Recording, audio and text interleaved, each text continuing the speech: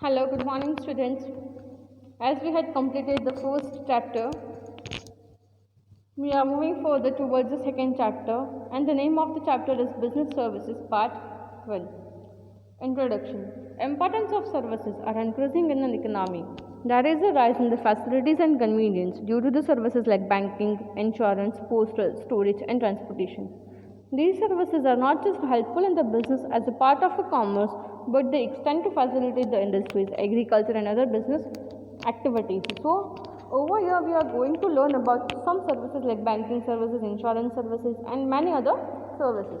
So, with the increasing in the economy, there is an increase in the facilities, and with the help of that facilities, the person can do the business very easily.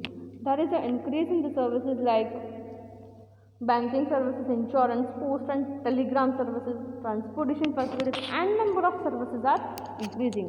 Services like banking, insurance, postal, storage, and transportation have undergone so much change that they are not just only work as a business services, but also as a social and family related services. So over here, services like banking, insurance, transportation, etc. has undergone with such a number of changes that they do not only fulfill the business needs and the business activities, but they also fulfill the social and family related services. In the modern age, these are variety and specialties seen in such services. All the institutions have become naturally. First of all, we will study about the insurance. What is insurance? Fine. Meaning, insurance refers to that written contract or the agreement between the two parties through which the insured pays premium and as against getting an undertaking from the insurer that he will be compensated as per the risk covered and the amount decided for the financial loss insurance contract in a written form is known as insurance policy. Insurance does not remove the risk involved, but it compensates for the financial loss caused at that risk. So, what is insurance? Insurance is a written contract or the agreement which is done between the two parties for which purpose they are doing that contract or the written agreement to pay the premium. As the person is having the insurance, he needs to pay the premium, and after having such kind of loss of the insured product, for example, I am having the goods worth rupees 1 lakh rupees, so I am taking the insurance of the goods worth rupees 1 lakh rupees. Fine. So what will happen? I will pay certain amount, like I had paid 2 lakh rupees for the insurance to the insurance company. So what the insurance company will say, okay fine, you are having the insurance of 1 lakh rupees goods, but if there is any damage or the loss of goods of 1 lakh rupees, the insurance company needs to compensate me, means the insurance company has to give me the refund from which the amount I had paid or the premium I had paid to the insurance company. But how much amount of compensation the insurance company will give? Will the insurance company give me the whole amount of 1 lakh rupees? That is the question mark. Yes or no? No. The insurance company will not give me the total amount of loss. But as per the terms and conditions mentioned under the insurance contract or the insurance agreement, whatever amount or whatever the things that are covered under the loss, only that portion I will get as a part of the compensation.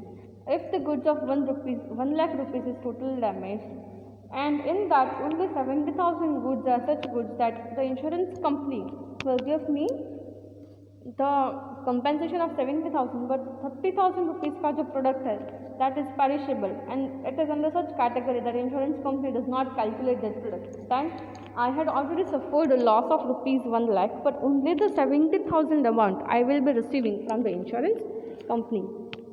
So whatever the written form or whatever the contract that is given by the insurance company that is treated as the insurance policy, insurance does not remove the risk involved. It does not remove the risk which is involved, but only compensate for the financial loss.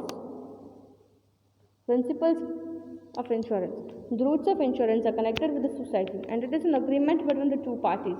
So insurance is not a simple or ordinary contract, and it cannot be related with the law of contract. So first of all, you should know what is law of contract. Law of contract is also one type of a contract which is done between the two parties, and there are n number of terms and conditions, and to understand the law of contract you need to study the Contract Act 1956, but it is such a big chapter that it could not be covered over here right now. So law of contract is also one type of contract which covers all the terms and conditions, but insurance company is not related with the law of contract. Both the things, insurance contract and the law of contract, both the things are different terms. It is a special form of a contract, and hence apart from law of contract, the following specific principles are also applicable. The first principle is principle of utmost good faith. If the person is taking an insurance, the person who is taking the insurance should have the complete good faith on the insurance company. The main objective of an insurance contract cannot be of making the profit. It is not only to have compensation for the financial loss. The basic law of insurance is a social contract. As such, the parties involved in the insurance contract should have mutual and complete faith. While entering into the contract, both the parties should provide all the information required regarding the insurance product. While taking an insurance policy, even if the information is not asked by the either parties, both should provide it. If it is felt that it can have an impact on the contract, any insurance agreement entered not having the necessary information amounts to fraud, and it is against the principle of utmost good faith. So, while entering into the insurance contract, both the parties should know all the information, and both the parties should have the mutual faith on each other, and both the parties should provide all the information to each other. And if the one of the person, that is if the insuree, that is the person who is taking the insurance, if he is not asking something, or if he is not able to ask something to the insurance company, to the insurer, one means the insurance company or the agent of the insurance company, then it is the right of the insurer, that is the agent of the insurance company, to give all the information related to the insurance company or the insurance to that insuree. And if he is not giving, then it will be treated as an information, or it will be treated as a fraud, and it is against the principle of utmost good faith. Whenever the person is having the faith on each other, you should have the complete faith on each other. And if one of the parties is not able to convince you, or if one of the parties is not able to give the correct information or all the necessary information, then it is the principal duty of the another party to provide all the necessary information to the insuree. When it comes to be known that the principle of utmost good faith is broken, the insurance agreement or the policy stands null and void, and the insuree cannot pay the premium already paid. It also loses the right of compensation for the risk. And when the point comes that when the company knows that the principle of utmost good faith has been broken, the insurance company will stand null and void, that is, will stay null, that is nil, and void means against it. It will stand null and void, and the insurer means the person who has taken the insurance, that is the customer, will not get the premium back. But obvious है कि अगर हम लोग ने insurance लिया है, we will be paying the premium to the insurance company. No doubt, whosoever the fault it is, but the insuree will not get the premium back which he has already paid, and he will not be able to get the loss of the right of compensation for the risk. Means अगर कोई loss हुआ है और अगर कोई risk है और इसके ऊपर जो compensation उसको मिलना चाहिए, वो compensation भी उसको नहीं मिलेगा. Principle of indemnity. Indemnity means to indemnify, to pay something on behalf of the insurance. Insurance contract is made to compensate for the loss incurred by the insurer. It is the main objective of insurance is the principle of indemnity. This principle is used to decide how much the insurance company will have to pay to the insured in the event of loss incurred. Any person who takes the insurance policy can get only compensation for the left, and he cannot earn profit. In other words, he cannot get the additional amount over and above the loss incurred. It is not applicable to the life insurance. So the principle of indemnity is not applicable to the life insurance. If you have taken the insurance only for the goods, then and then only it is possible, but it is not possible in the contract of life insurance. And principle of indemnity says that this principle will give you the total amount of loss, how much the insurance company will pay to you. You will not be able to earn the profit. For example, if you had incurred the loss of rupees 90,000 Then, as per the terms and conditions of the insurance contract, the insurance company will give you the amount only up to rupees 70,000, 60,000, 70,000 as per the terms of contract. But the insurance company cannot pay you the amount of rupees 1 lakh, though you had incurred the loss of 90,000. So, over and above the loss, you cannot get anything. If an insurance takes a policy for the product at lower value than the original value, it is implied that he will proportionally get lesser amount as a part of the whole and it will be borne by him.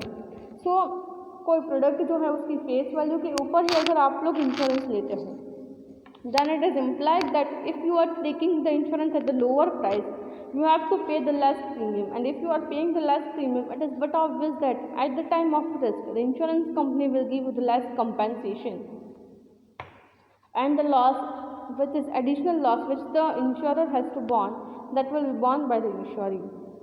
If the person takes the insurance policy of rupees 3 lakh, but the original value of the product is rupees 5 lakh, then in the event of the complete loss of the product, the insurer will get the maximum amount up to rupees 3 lakh. See, if you had taken the insurance policy of rupees 3 lakh, but the original value of the product is rupees 5 lakh, now that is more than the insurance policy, then the person is liable to pay, that is the insurance company is liable to pay the amount of rupees 3 lakh. When the value of the product is rupees 5 lakh, but the insurance has insured only up to rupees 3 lakh.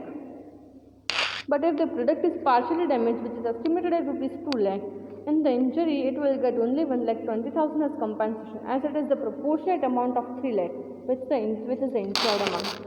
The same example is over here, that the product is of rupees 5 lakh, the insurance company has taken the insurance of rupees 3 lakh, but you had not gone through the whole damage, you had only suffered a partial damage, that is certain portion of the goods has been damaged, then you will not get the whole amount as the premium or as the compensation, but only the part amount, that is estimated amount over here is given, that is 1,20,000 will be paid by the insurance company as a part of your compensation.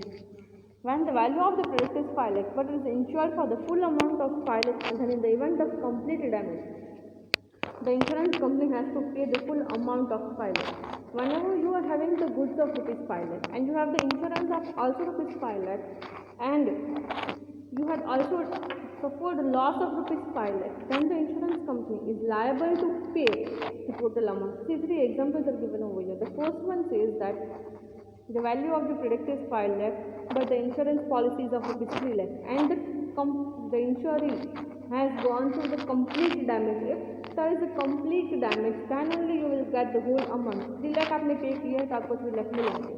If there is a complete damage, if you had paid 3 lakh, goods are of rupees 5 lakh, if you had paid 3 lakh and you had gone through the partial damage, you will not get the whole 3 lakh. Only certain amount you will be getting. And if you had taken the insurance policy of whole 5 lakh and the goods are of rupees 5 lakh, insurance company has to pay 5 lakh to you. Principle of insurable interest. The insuree must have the financial interest in the product. For example, the owner of the house has the financial interest in an interest, while the tenant of the house does not have a financial interest. हम लोग भी अगर bank में से कोई loan लेते हैं, we are supposed to pay the interest. That is only over here. We have to pay the insurable interest. Means insurance company premium. Over here we have to pay the interest. The example is that owner of the house has the financial interest, but tenant मतलब जो rent पर रहता है, he will not think of the financial interest. Thank you.